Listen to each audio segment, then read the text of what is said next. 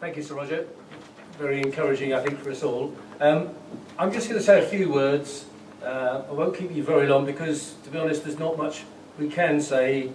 We're all in a state of limbo, just hoping for that good news that will come our way. But I do want to make reference to the minutes of the meeting that Roger spoke about a few minutes ago. And what is clear, if you read everything, there is a dialogue going on. It isn't just this is wrong, take it or leave it. They were involved in discussions where points were raised and the various River Oak experts were able to respond. And also, and I think this is very important, a lot of references were made to matters that should have been at the examination stage. And again, Sir Roger mentioned that. And I just want to read a few bits to you in case you haven't had a chance to do this. And this is the Planning Inspectorate's notes about the meeting. And the first one was about the NSIP justification. Now, there's a lot of talk about, are the RSP plans, do they satisfy the NSIP and so on. And in the notes it says, following discussion, the applicant suggested it would provide information identifying precisely what development within the meaning of S32 of the Planning Act would be necessary for the airport to provide air cargo transport services for air traffic movements of cargo aircraft. Now what this is all about is, to qualify for an NSIP, you must increase the number of air traffic movements by 10,000 movements a year. Now, Stonehill Park would argue, through their various experts, that the present capacity is 21,000 air traffic movements. Now, I am no planning expert, I'm no aviation expert, but it seems to me that in its present state, it has zero capacity. And the Planning Inspectorate, as I read it, are looking for clarification as to what planning matters would need to take place for the airport to actually function. Let's say, the argument is that at the moment it has zero capacity. And they have raised this as an issue, but they also go on to say the Inspectorate commented that this was predominantly a matter for examination, but recommended that the applicant address this in its resubmission. So it wasn't actually necessary to go into all this detail, but they're asking RSP to do so. And you have to, I think, link this with what's coming around the corner in terms of Heathrow. PINS need to make sure they've got their process absolutely right. This is the first aviation DCO. So things that applied in the past, they may need to adjust slightly. And I feel this is like a repositioning where they're asking for this additional information. There was also the talk of the number of movements. This is something that some of the antis are talking about, the 83,000 movements. Well, again, there are two things going on here. I firmly believe, and I'm sure this will prove to be correct, that the capacity at the moment is zero. And therefore, by having 17,170 movements, it qualifies as an NSIP. But if you indulge SHP's argument that at the moment it's 21,000, it's got a capability of 21,000, well, River Oak have looked at it and actually said, with 3 stands, which is what there is at the moment, that's being generous, you're saying it could handle 21,000. Well, with 19 stands, that's more than 6 times the number of stands. Then my calculation, that's 6 times 21,000 is 126,000 it's capable of, using their fatuous argument. Now obviously, River Oak went into a bit more detail than me. They came up with a figure of 83,000 because one of the problems with Manston as it is at the moment, and this is my interpretation, the taxiway parallel to the runway does not provide sufficient room between the taxi way and the runway itself. So no aircraft can land whilst there's another aircraft taxiing to go to a stand. So there is a delay in getting the plane off the runway, back along the runway to its stand. And I think that, I'm just assuming that's where this 83,000 figure comes from. It's not what's going to happen.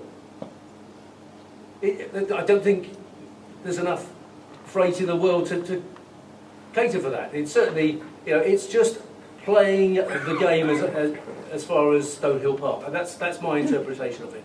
The key point here is the present capacity will be proved to be zero, and by having 17,170, it will qualify as an NSIP. That's my reading of the situation. Others may interpret it differently, but that's how I see it from reading it through. There was then the business of the environmental impact assessment. The inspectorate began by stating that the applicant's environmental statement had been drafted to a very high standard. That's not what is being reported in the papers, it's not being what others are saying. I'll read that again. The inspectorate began by stating that the applicant's environmental statement had been drafted to a very high standard.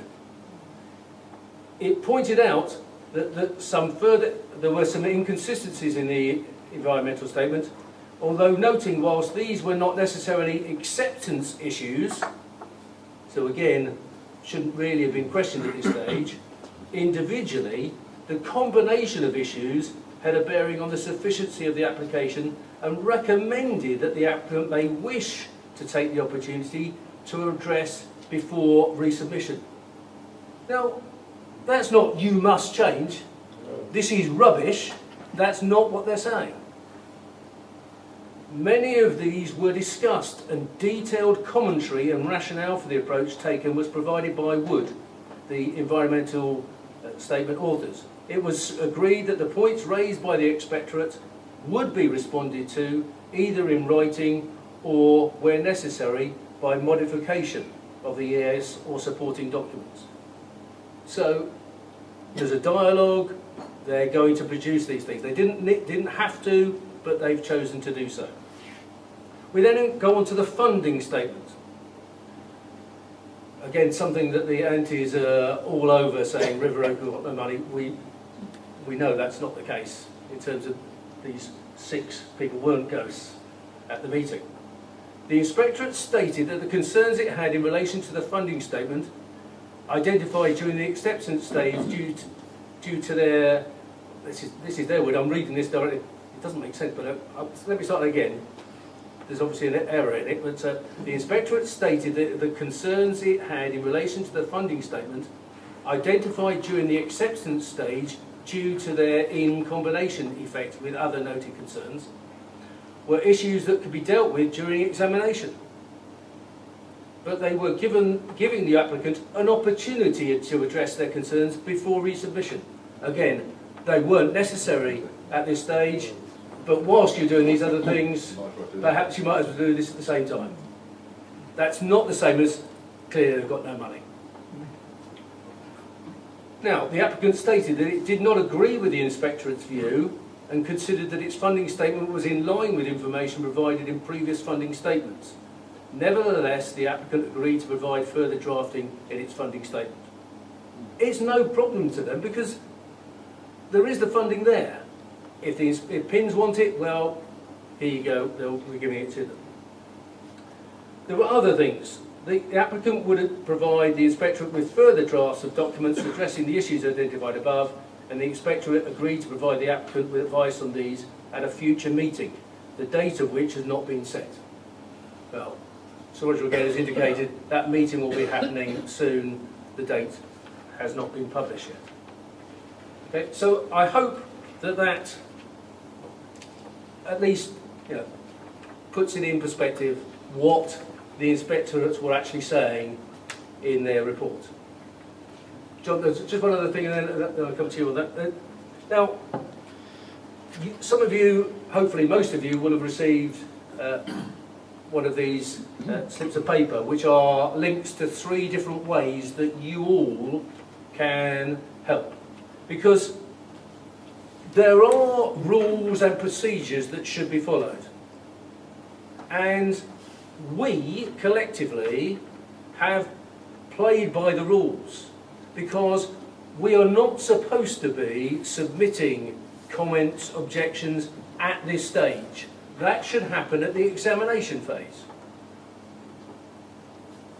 But that hasn't stopped an awful lot of antis putting their point of view.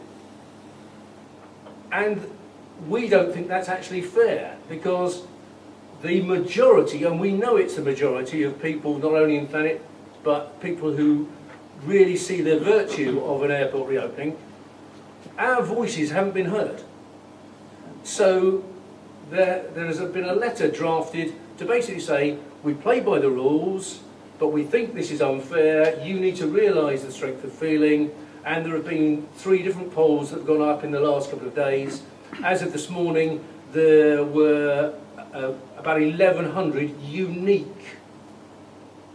names. Because obviously some people may have filled in more than one poll, so Bo has done a check and identified unique names. So 1,100 in a couple of days.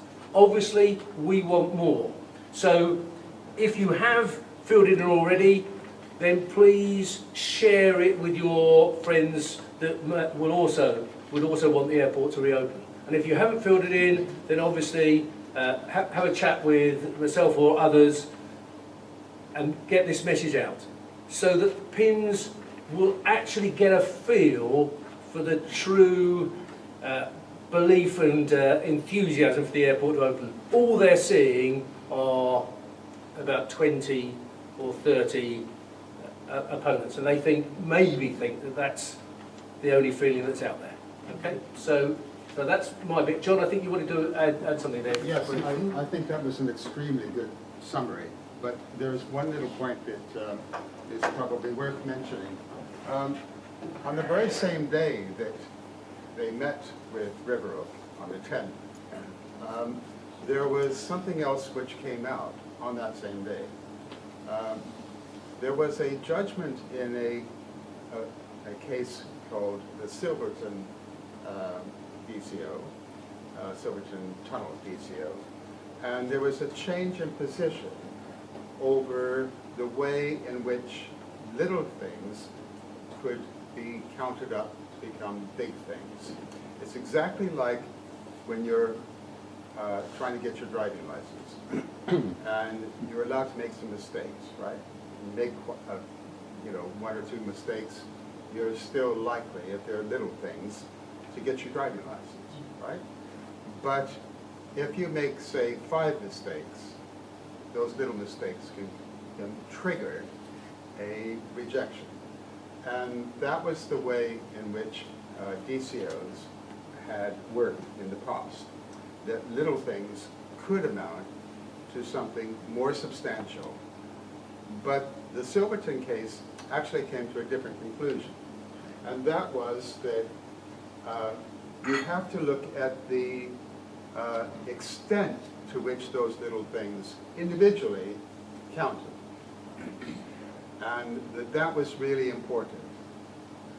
So when the inspectorate was commenting on the merits of these different submissions that had gone in as part of the application on the part of River Oak, that was actually terribly important, because they were allowed to have, the system allows you to have some deficiencies, right? Little technical things, you would have to then see, are they more important than the larger scheme?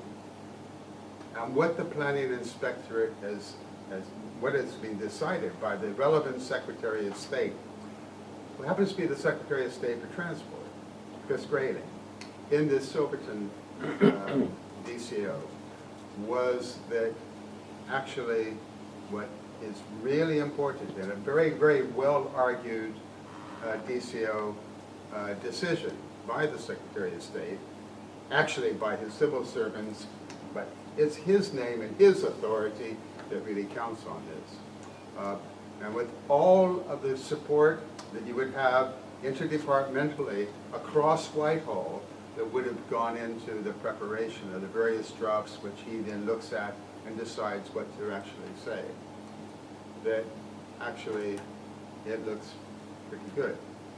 and the Silverton application was passed.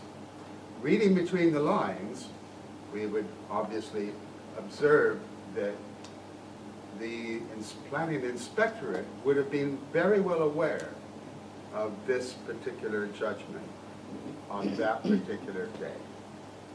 So I personally think that that's, from a technical and legal perspective, very important. Sir Roger, would you agree with that? Absolutely. Okay. Okay.